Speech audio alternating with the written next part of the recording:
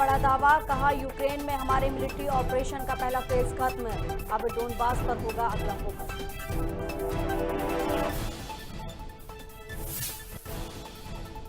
उत्तर प्रदेश में नेता प्रतिपक्ष होंगे अखिलेश यादव, विधायक अवधेश प्रसाद ने रखा प्रस्ताव, सभी विधायकों ने किया समर्थन।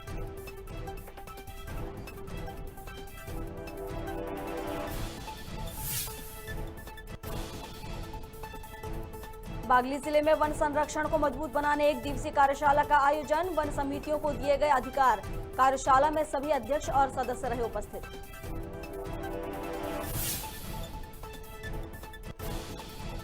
मध्य प्रदेश में बच्चों का वैक्सीनेशन शुरू, राज्य निर्वाचन आयोग के सचिव ने अभिभावक से की अपील, कहा बच्चों को वैक्सीन जरूर लगवाएं।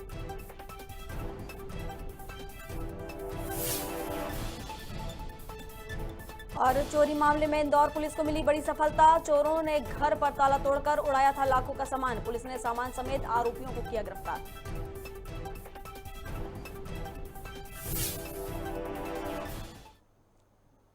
नमस्कार, खबर भारत देख रहे हैं आप, मैं हूं आपके साथ प्रियंका। चलिए बढ़ते हैं खबरों की ओर। रूस और यूक्रेन के बीच युद्ध चलते 31 दिन हो चुके हैं। इस बीच रूसी सेना ने कहा कि यूक्रेन में उनके स्पेशल मिलिट्री ऑपरेशन का पहला फेज खत्म हो चुका है। रूसी सैनिक अब यहां के पूर्वी डोनबास इलाके की आजादी पर फोकस करेंगे, जहां 8 सालों से रूस समर्थित अलगाववादी लड़ाई लड़ रहे हैं।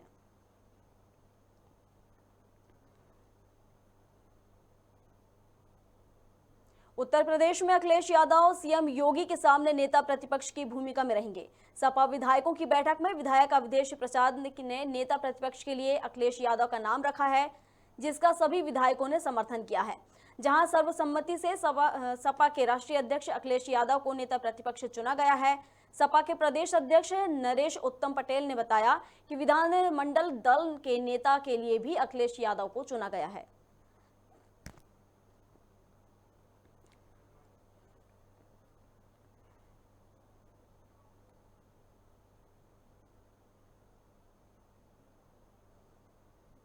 चलिए अगली खबर की ओर बढ़ते हैं, जहां बागली रेंज कार्यालय में वन संरक्षण अभियान को लेकर कार्यशाला का आयोजन किया गया, जिसमें एसडीओ अमित सोलंकी ने कहा कि कार्यशाला में वनों के संरक्षण को कैसे मजबूत बनाया जाए, इस पर चर्चा की गई है।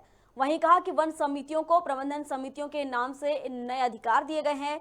जन सहभागिता से वनों का संरक्षण और मजबूत होगा। इस कार्यशाला में सभी अध्यक्ष और सदस्यगण उपस्थित रहे।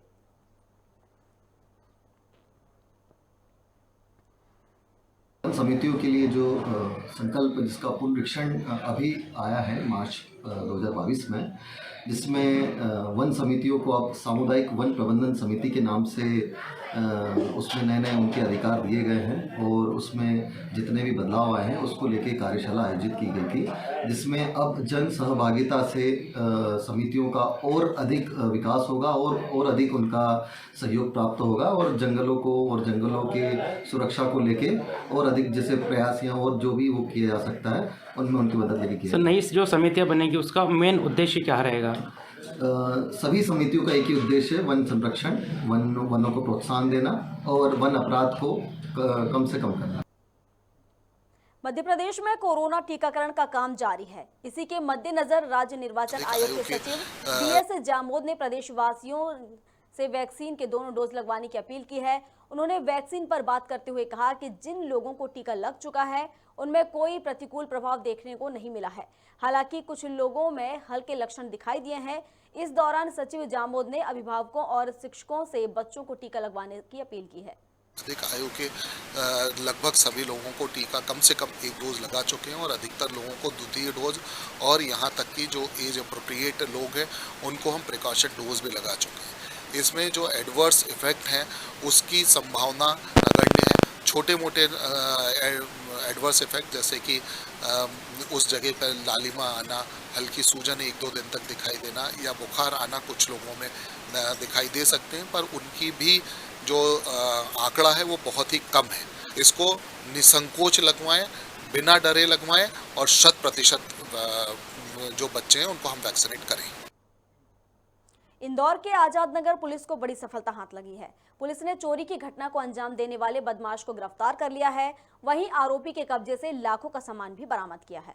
आपको बता दें कि बदमाश सूना घर पाकर वारदात को उन्होंने अंजाम दिया था। फिलहाल पुलिस ने मामला दर्ज कर लिया है और आगे की कार्रवाई शुरू कर दी है।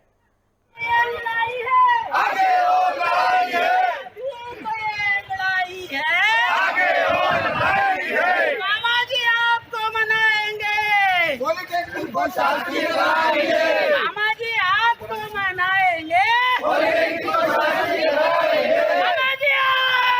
मनाएंगे, आपको मनाएंगे।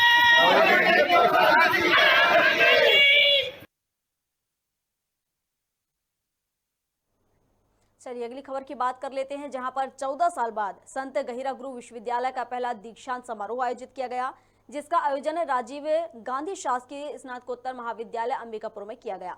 समारोह में राज्यपाल अनुसुईया उइके और मुख्यमंत्री भूपेश बघेल विशिष्ट अतिथि के तौर पर शिरकत की। उन्होंने बता दें कि दीक्षांत समारोह में साल 2010 से 2020 तक के स्नातक और स्नातकोत्तर कक्षाओं के अंतिम वर्ष में मेरिट आने वाले 360 विद्यार्थियों को सम्मानित किया गया।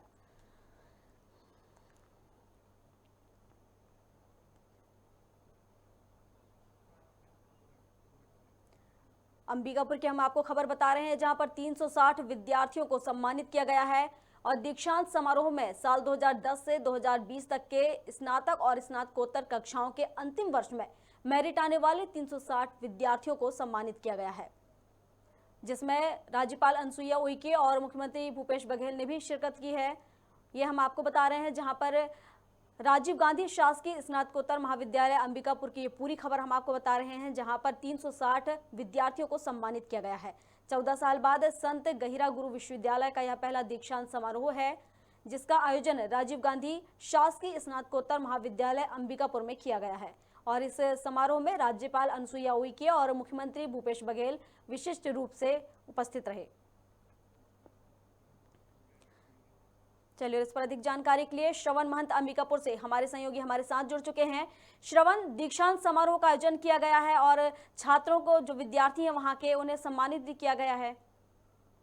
बिल्कुल, संत गहिरा गुरु विश्वविद्यालय में लगभग 14 वर्ष बाद आज पहली बार दीक्षांत समारोह का आयोजन किया गया है। इसमें लगभग 360 जो है छात्र, जिन लोग ग्रेजुएट हैं और पोस्ट ग्रेजुएट हैं, उनको जो गोल्ड मेडल और प्रमाण पत्र दिया गया है। क्योंकि इस यूनिवर्सिटी 2018 में जो सरगुजा यूनिवर्सिटी ये स्थापना हुई थी अंबिकापुर में, और 2018 में इस यूनिवर्सिटी का नाम भाजपा के शासनकाल में संत गहिरा गुरु यूनिवर्सिटी रख दिया गया, क्योंकि जो संत गहिरा गुरु थे वो आदिवासियों के हित के लिए काफी विकास किए थे और भाजपा के शासनकाल में इस जो विश्वविद्यालय है उसको संत गहिरा गुरु विश्वविद्यालय का नाम दिया गया। लेकिन जब से खुला है ये विश्वविद्यालय, एक भी बार दीक्षांत समारोह का आयोजन नहीं किया गया। पिछले 2 साल पहले इस कार्यक्रम को आयोजन किया जा रहा था, दीक्षांत समारोह को, लेकिन कोरोना के संक्रमण की वजह से इसको रोक दिया गया। और आज फिर से 2 साल बाद यहाँ जो छात्र, पढ़ने वाले जो छात्र थे, उनके लिए जो है दीक्षांत समारोह का आयोजन किया गया। आज इस कार्यक्रम में राज्यपाल अनुसुईया उइके उपस्थित हुई थी, जिनके हाथों में लगभग 360 जो छात्र छात्राएं थे उनको सम्मानित किया गया। श्रवण, 14 साल के बाद दीक्षांत समारोह का आयोजन किया गया, इतना विलंब क्यों? आखिर 14 साल क्यों लग गए इस समारोह का आयोजित करने में?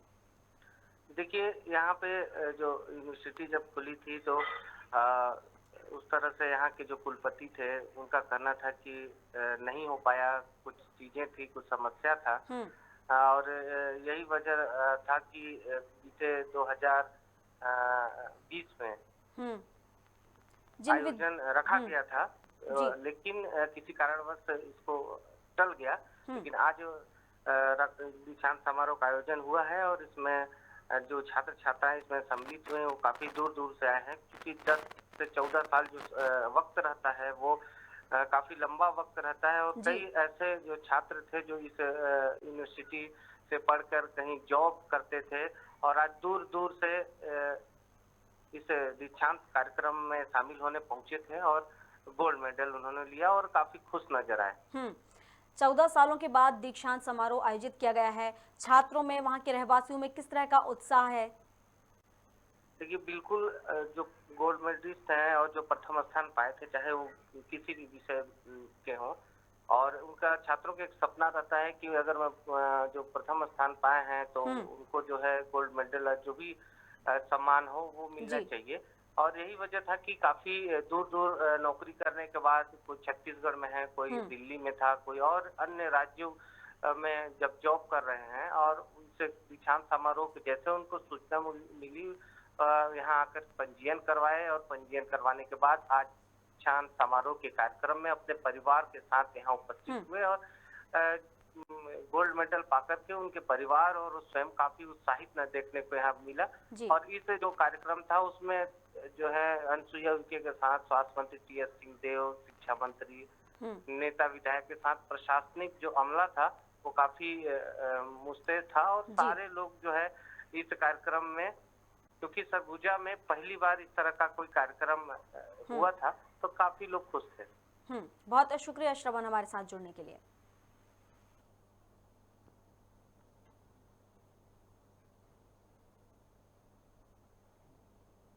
चलिए अब अगली खबर की बात कर लेते हैं, जहां पर भिंड पुलिस ने नकली नोट खपाते 3 आरोपियों को गिरफ्तार किया है। पुलिस अधीक्षक शैलेंद्र चौहान ने बताया कि मुखबिर से सूचना मिली थी कि चारों तरफ मडेयन नाके पर 3 लोग पैसे लेकर गिन रहे हैं, जिसके बाद पुलिस ने घेराबंदी कर 3 आरोपियों को गिरफ्तार किया है। वहीं पुलिस ने आरोपियों से 10,05,000 रुपए भी बरामद किए हैं।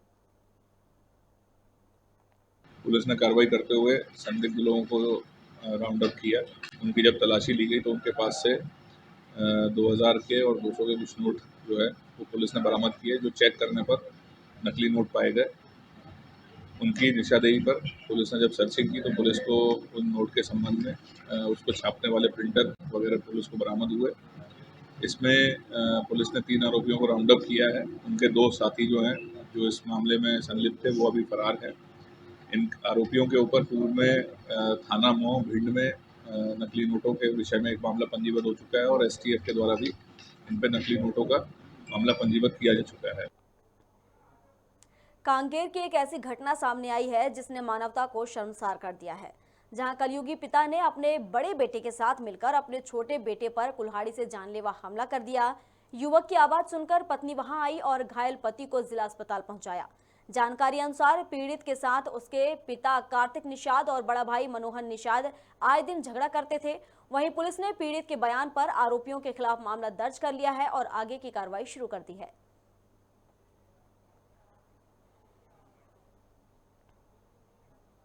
सुजालपुर न्यायालय परिसर में अभिभाषण संघ और विधिक सेवा समिति ने श्रद्धांजलि सभा का आयोजन किया, जिसमें अधिवक्ता संघ ने दिवंगत चीफ जस्टिस ऑफ इंडिया स्वर्गीय रमेश चंद्र लाहौटी को श्रद्धांजलि अर्पित की।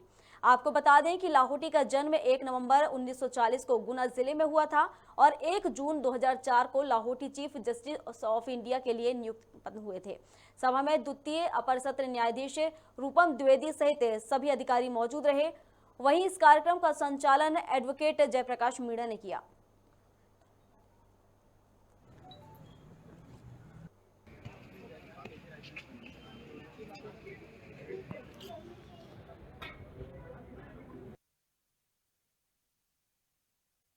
करौली जिले में अवैध मकानों पर प्रशासन का बुलडोजर चला है। लोकायुक्त भोपाल के निर्देश पर चितरंगी एसडीएम नीलेश शर्मा के नेतृत्व में मध्य प्रदेश शासन की भूमि पर बने मकान को जमींदोज किया गया। चितरंगी तहसीलदार ने बताया कि ग्राम खुरमुचात सरपंच द्वारा शासकीय भूमि में मकान का जो निर्माण कराया गया था, जिसे राजस्व और पुलिस विभाग की संयुक्त कार्रवाई से शासकीय भूमि का जो अतिक्रमण था उसे मुक्त कराया गया है। वहीं सरपंच ने बताया कि शासन प्रशासन ने मेरी बात नहीं सुनी, जबकि हमारे नाम कहीं भी पट्टी की जमीन नहीं है। इस दौरान एसडीएम, एसडीओपी, तहसीलदार, नायब तहसीलदार, थाना प्रभारी चितरंगी और गढ़वा सहित बड़ी संख्या में पुलिस बल और राजस्व अमला उपस्थित रहा। कुल 21 आरे में अवैध रूप से मकान बनाकर स्पैरल लगाकर आटा चक्की लगा करके और किराए दुकान खोलकर अवैध रूप से मकान बना करके इनका अपना दुकान का व्यवसायिक संचालन किया जा रहा है। इसमें माननीय लोकायुक्त का आदेश था और यहाँ से शिकायत हुई थी कि ये मध्य प्रदेश शासन की जमीन पर, जैसे मैंने जमीनों का नंबर बताया आपको, से बनाया गया। आज दिनांक 25/3/2022 को पुलिस बल द्वारा और प्रशासन द्वारा इनके अवैध रूप से बनाए गए पक्के मकान को ध्वस्त कर दिया गया है। यही मेरा कहना है। सिगरौली भाजपा कार्यालय में मुख्यमंत्री शिवराज सिंह चौहान के कार्यकाल का 2 साल पूरे होने पर प्रेस वार्ता का आयोजन हुआ, जहां भाजपा जिलाध्यक्ष और विधायक ने पत्रकारों से चर्चा के दौरान कहा कि 2018 के चुनाव में कांग्रेस से जीत हासिल करते ही भाजपा सरकार की जनहित योजनाओं को बंद किया गया था, जिसकी वजह से आम जनता का जीवन अस्त व्यस्त हो गया था। वहीं कहा कि अपने ही कुकर्म के कारण कांग्रेस की सरकार जब गिर गई तब भाजपा की सरकार प्रदेश के मुख्यमंत्री शिवराज सिंह चौहान के नेतृत्व में बनी थी। इस दौरान भाजपा के सभी कार्यकर्ता मौजूद रहे। आज भारतीय जनता पार्टी जिला कार्यालय में माननीय शिवराज सिंह चौहान जी के चौथे कार्यकाल के 2 वर्ष पूर्ण होने पर हम सबों ने प्रेस कॉन्फ्रेंस आयोजित की।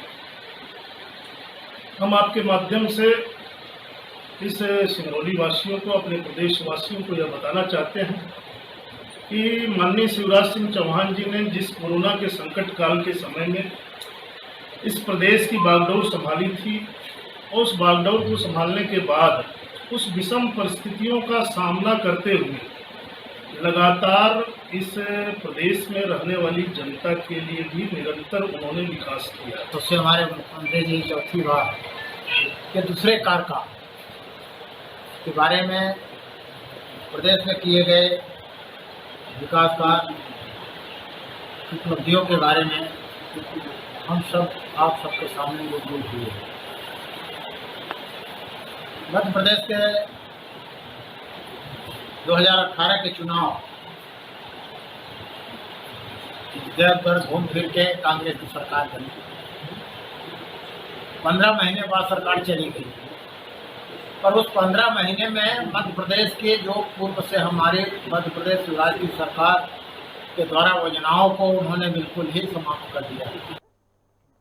उमरिया जिले के चंदिया थाना क्षेत्र में ऑटो पलटने से दर्जन भर लोग घायल हो गए हैं, जिन्हें इलाज के लिए अस्पताल में भर्ती कराया गया है। आपको बता दें कि घायल पत्थरहट्टा के चंदिया जा रहे थे। इसी दौरान अनियंत्रित होकर ऑटो पलट गया, जिसमें कई लोग गंभीर रूप से घायल हो गए हैं, जिन्हें एम्बुलेंस की मदद से अस्पताल में भर्ती कराया गया है।